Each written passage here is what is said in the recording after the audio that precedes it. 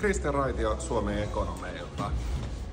Okei. No, teillä on nyt syysliittokokous ollut ja minkälaisia kokemuksia sulla oli kokouksen sujuvuudesta? Kokous sujuu hyvin.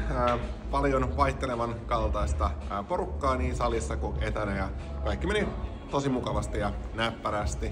Ei mitään suurempaa ongelmaa, vaikka päästiinkin monimuotoista äänestämään. Joo. No te olette nyt useamman vuoden käyttänyt tätä sähköistä äänestysjärjestelmää, niin minkälaisia kommentteja sulla on siitä?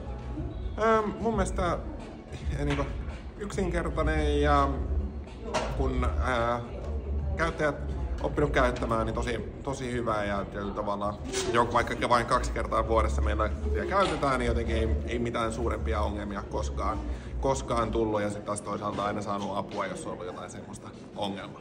Te olette yksi ainoista näistä meidän asiakkaista, jotka käyttää tätä puheenvuoropyyntöä, sähköistä puheenvuoropyyntöä, niin kerrotko vähän siitä kokemuksia? Joo, toi sähköinen puheenvuoropyyntö, meillä tulee paljon erilaisia kokouksen aikana kommentteja ja muita, niin toi sähköinen puheenvuoro on hyvä puheenjohtajalle, että näkee sieltä, että mitä on tulossa seuraavaksi, kuka on jonossa, minkälaisia asiakohtia, niin se on jollain tavalla helpottaa puheenjohtajan työtä ja aikatauluttamista. Ja myöskin itse teknisenä sihteerinä, kun toimin kokouksissa, niin minkälaisia asioita tarvitsee ottaa esiin alustalta, niin se niin tavalla helpottaa ja valmistautumista. Kiitos. Joo. No miten sitten suosittelisitko muille järjestöille ja liitoille tämmöistä Votekin palveluita?